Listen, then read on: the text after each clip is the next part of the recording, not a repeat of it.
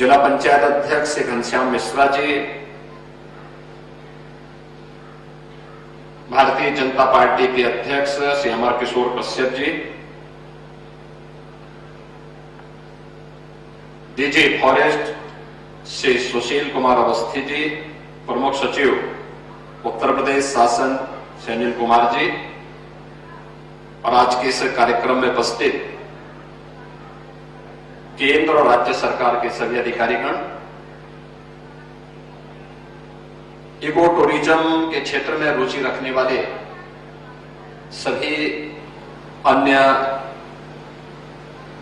उपस्थित विशेषज्ञगण और बहनों और भाइयों, आज का दिन जनपद गोंडा के लिए बहुत महत्वपूर्ण दिन है, जब यहां की एक प्राकृतिक झील को एक अंतर्राष्ट्रीय मान्यता प्राप्त कराने के उद्देश्य से वर्ल्ड वेटलैंड्स डे के अवसर पर यह कार्यक्रम यहां आयोजित है। अर्गा और पार्वती नाम की दो प्राकृतिक झील, यह वास्तव में प्रकृति की मूल स्वरूप की ओर हम सबका ध्यान आकर्षित करती है। और कितना बड़ा इसका एरिया है, मुझे पहली बार यहां पे आने का अवसर प्राप्त हुआ है, क्योंकि मैं अक्सर इधर से होकर के गुजरता तो था, लेकिन मुझे लगता है कि भारत की उस विरासत की प्रतीक है जो यहां पे घाघरा और सरयू नदी के कारण सैकड़ों वर्ष पहले जो एक प्राकृतिक झील बनी, उस झील का स्वरूप आज भी उस रूप में यहां पर मौजूद है। वह हम सब के लिए अत्यंत महत्वपूर्ण है और इस कार्यक्रम को यहां पर आयोजित करने के लिए मैं आदरणीय प्रधानमंत्री जी का, केंद्रीय पर्यावरण और वन मंत्री के रूप में यहां के लोकप्रिय सांसद को हृदय से धन्यवाद देता हूं कि उन्होंने इस कार्यक्रम को यहां पर आयोजित करके इसको एक मान्यता प्रदान करने का काम किया है।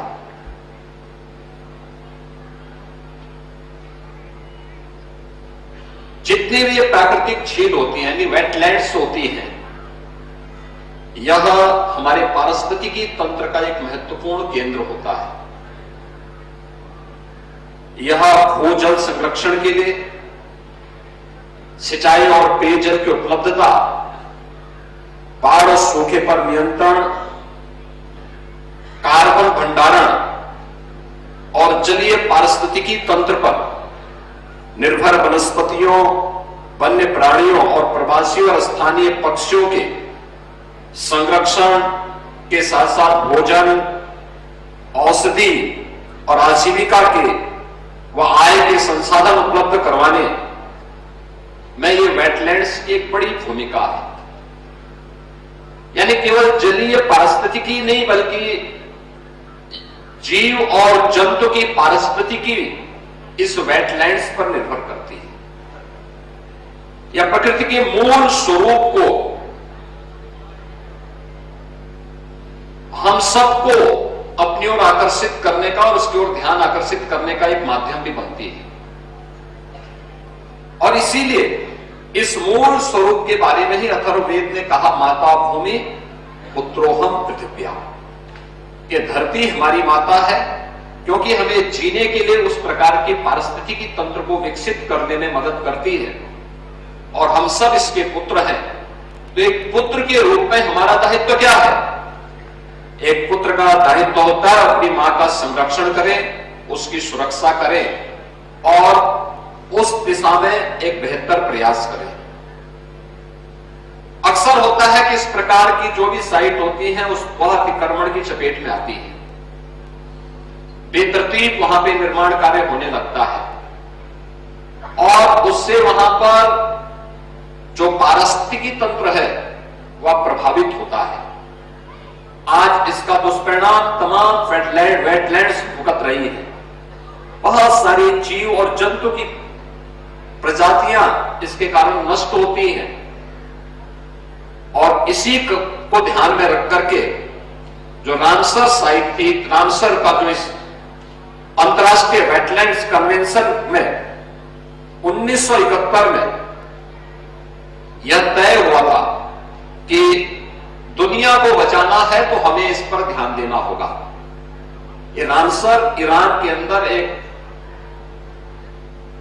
स्थल है जहां पर एक इंटरनेशनल कन्वेंशन के माध्यम से 1971 से लगातार ये कार्यक्रम आयोजित होते हैं और दुनिया का ध्यान इस ओर आकर्षित किया गया था। और हमें बताते हुए प्रसन्नता है कि आज आदरणीय प्रधानमंत्री जी की प्रेरणा से, यानी देश की आजादी के बाद 65 वर्षों में मात्र 23 रामसर साइट तैयार हुए थे, यानी वेटलैंड साइट को चिन्हित किया गया था जिन्हें मान्यता मिली थी। और पिछले 10 वर्ष में देश के अंदर 63 नई साइट को इसके लिए चिन्हित किया गया। यानी हमें अपने पारिस्थितिकी तंत्र को बचाने के लिए, भारत को समग्र विकास की दिशा में अग्रसर करने के लिए आज प्रधानमंत्री मोदी जी कितने आग्रही हैं, वह इसी से आप अंदाजा लगा सकते हैं। इस 65 वर्षों में हम लोगों ने लक्ष्य प्राप्त किया मात्र 23 का, और पिछले 10 वर्ष में हमने उस 23 साइट को बढ़ा करके आज 89 साइट तक पहुंचाने में सफलता प्राप्त की है। अकेले उत्तर प्रदेश के अंदर आप देखेंगे बहुत सारे ऐसे साइट हैं। उसके संरक्षण की दिशा में भी प्रयास हमें निरंतर करने पड़ेंगे। उस दिशा में एक नई शुरुआत होनी चाहिए। बहुत सारी जगह हम लोगों ने चिन्हित करके भी दिए हैं और मुझे अच्छा लगा कि यह कार्यक्रम उस दिशा में एक नया प्रयास प्रारंभ, इसके माध्यम से हम प्रारंभ करने में सफल होंगे। अगर यह वेटलैंड्स की दृष्टि से, अगर हमने इसको टूरिज्म की दृष्टि से विकसित किया, मैं भी देख रहा था वहां से कि कैसे कितनी प्रकार की चिड़िया यहां पर बैठी हुई है। और याद रखना ये यहां की स्थानीय भी है और प्रवासी भी है। कुछ पक्षियां तो ऐसी हैं जो हजारों किलोमीटर की दूरी तय करते हुए यहां पर आई हुई है, और फिर जैसे यहां थोड़ी सी गर्मी बढ़ेगी फिर ये यहां से वापस अपने देश की ओर जाने लग जाएंगे। ये अपने साथ वहां की स्मृतियों को भी लेके आते हैं, वहां की परिस्थितियों को भी हमें अवगत कराने के लिए ये प्रेरित करती है। और याद करिए, जो एक छोटी सी पक्षी है कितने हजार किलोमीटर की दूरी तय करते हुए अपने आप आती है, हर बार आती है। ऐसा नहीं कि कभी वह गायब हो जाए, हर बार आती है फिर अपने समय पे वापस भी चली जाती है। यहां के स्थानीय स्तर पर ढेर सारे रोजगार सृजन का एक माध्यम बनता है। याद रखना, टूरिज्म अपने आप में एक बहुत बड़ा माध्यम है अर्थव्यवस्था को सुदृढ़ करने का, रोजगार के सृजन का, और लोगों को अपनी साइट के बारे में, चाहे वह इको टूरिज्म का हो, चाहे वह हेरिटेज का हो, और चाहे वह स्पिरिचुअल टूरिज्म का हो, ढेर सारे रोजगार के सृजन का वो माध्यम बनता है। याद करिए, अयोध्या धाम तो यहां से मात्र 20 किलोमीटर की दूरी पर है, और 20 किलोमीटर की दूरी अयोध्या धाम की है। हम लोगों ने थोड़ा सा वहां पे ध्यान दिया, कनेक्टिविटी वहां की ठीक कर दी, थोड़ी सुविधाएं वहां बढ़ाई। 2016 में अयोध्या धाम में मात्र 2,35,000 श्रद्धालु या टूरिस्ट आया था, और 2024 में इनकी संख्या बढ़कर के हो गई है 16 करोड़ 11 लाख। आप अनुमान करिए, क्या 2,35,000 में और 16 करोड़ 11 लाख में कोई अंतर ही नहीं है क्या? इससे वहां पे रोजगार के सृजन बढ़े हैं। कोई गाइड के रूप में, कोई रेस्टोरेंट के रूप में, कोई टैक्सी के रूप में, कोई होटल चला रहा है, किसी ने वहां पर होम स्टे प्रारंभ किया है, किसी ने वहां पे टेंट सिटी प्रारंभ कर दी है, कोई फूल पत्ती और अपने व्यवसाय के साथ जुड़ गया है।